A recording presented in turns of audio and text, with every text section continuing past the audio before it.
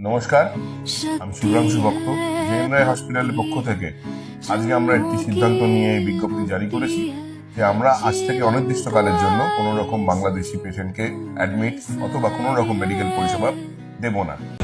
ত্রিপুরার হোটেলে নিষিদ্ধ বাংলাদেশি নাগরিক ভারতের জাতীয় পতাকা অবমাননার প্রতিবাদ জানিয়ে সিদ্ধান্ত all Tripura hotel and restaurants owner অ্যাসোসিয়েশনের 2রা ডিসেম্বর থেকেই কার্যকর হয়েছে এই সিদ্ধান্তকে স্বাগত জানিয়ে সোশ্যাল মিডিয়ায় পোস্ট শুভেন্দু অধিকারী। ত্রিপুরায় হোটেলে নিষিদ্ধ বাংলাদেশি নাগরিকদের প্রবেশ। দাদা, দেখছিলাম যে কেউ বাংলাদেশ থেকে আসলেই তাকে আপনি ডেকে ডেকে নিয়ে যাচ্ছেন, কি হোটেল? এটা হোটেল আছে, হোটেলে গেছে ওরা, মানে ওনাদের চিকিৎসার জন্য আসছে, তো সব হচ্ছে না, কম পয়সার মধ্যে রুম চাইছে।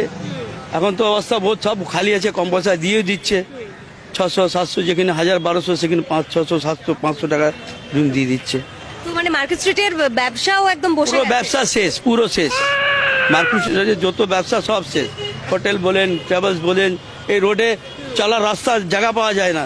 এখন দেখছেন পুরো ফাঁকা, মানে একটা লোক দেখা যাচ্ছে না। এর থেকে আরো বেলা হবে দেখবে, এখন তো একটা দুটো বাস আছে, কিছু বাস আছে, লোক আছে, তারপরে তো আরো কিছু দেখা যাবে না।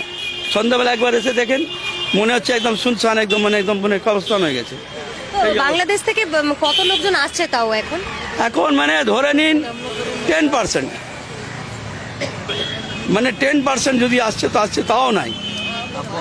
তাও যে মানে ভিসাগুলো বাজা আছে, মানে এই তো লাস্ট এই ডিসেম্বর মনে হচ্ছে সব শেষ হয়ে যাবে। গিনা চুনা কিছু আছে। মানে এই পরিস্থিতি ঠিক না হলে আপনাদের খুব সমস্যা। এই ব্যবসা। সব খালি আমাদের নেই, আমাদের এই পুরো এরিয়া, পুরো মার্কেট, পুরো এরিয়া এখানে নিয়ে বড় টোটাল এর মধ্যেই চলে, টোটাল ব্যবসা শেষ। মানে আপনারাও তাকিয়ে আছেন কবে এই পরিস্থিতি? আমাদেরও আছে, আমাদের ফ্যামিলি, আমাদের কি হবে আমরা নিজে চিন্তা করতে পারছি না। এখন কোনো রকম চলছে, আর যদি বই হয়ে যায় তবে আমরা সবার অবস্থা একদম, মানে একজনের পেছনে কটা ফ্যামিলি থাকে আপনারা বুঝতে পারছেন। আমরা কি করব, আমাদের নিজে মানে মাথা কাজ করছে না। তবে যারা লাখ লাখ টাকা ভাড়া দিয়ে হোটেল নিয়ে আছে তাদের কি অবস্থা, হ্যাঁ, এই সব ট্রাভেল সব ভাড়া নিয়ে আছে, সবার মানে বহুতই গমনীয় অবস্থা হয়ে গেছে। ना सभी का मतलब नुकसान है। यहाँ समझिए बिजनेसमैन का लेकर के डॉक्टर लोगों का भी जो है सभी का नुकसान है, क्योंकि यहाँ जब बांग्लादेशी लोग नहीं आएंगे तो ट्रीटमेंट के लिए मोस्टली लोग आते हैं यहाँ पे। हाँ, अगर नहीं यहाँ पे ट्रीटमेंट होगा, नहीं डॉक्टर लोग देखेंगे तो फिर क्या है, उन लोगों को भी तो नुकसान है।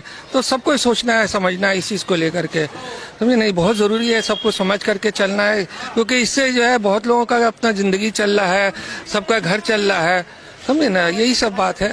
पार्टी पॉलिटिक्स वाले को सबसे ज्यादा ये सब चीज के ऊपर ध्यान देना चाहिए। ये जो है धर्म के लेकर के नहीं सोचना चाहिए, बल्कि इंसान के जिंदगी का लेकर के चलना चाहिए। बिजनेस के ऊपर मतलब कैसा जिंदगी लोगों को कैसा चलना है, कैसा रहना है, करना है, उन लोगों का जिंदगी बारे सोचना चाहिए। কি অবস্থা এখানে? এখন ব্যবসা অনেক অবস্থা খারাপ, বাংলাদেশে ইন্ডিয়ানে এই যে ঝামেলা সৃষ্টি, এদের মধ্যে নিজেদের মধ্যে যদি কিছু মেনে নিতে পারতো অনেক ভালো হয়, সবারই একটা সুবিধা হয়। সবাই তো লস হচ্ছে, দুপক্ষ সরকারই তো লস, এই পক্ষ সরকার লস, ওই পক্ষ সরকার লস। তো এগুলোর মধ্যে নিজেদের মধ্যে ফাইসলা করলে সব থেকে ভালো, আমরা চাই এটা। এটা বাংলাদেশে বলছি এবং ইন্ডিয়ান সবাইকে বলছি যে না, নিজের মধ্যে সব মেনে নিতে পারে, এইটুকুনি বলবো, আর কি বলবো। এমনি তো ব্যবসা পজিশন খারাপ, খুব সবারই খারাপ। দাদা, এই মার্কেট স্ট্রিটকে আমরা ভারতের মিনি বাংলাদেশ বলে জানি। মূলত বাংলাদেশিদের জন্য এখানকার ব্যবসা বাণিজ্যটা চলে।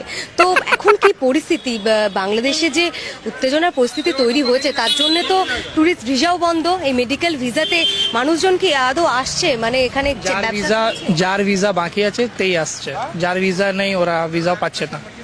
তো এর জন্য হোটেল এখানে ম্যাক্সিমাম বিজনেস বাংলাদেশি, 190% বিজনেস বাংলাদেশির জন্য চলছে। আমরা হোটেলগুলো আছে, রেস্টুরেন্ট আছে, ক্যাব আছে।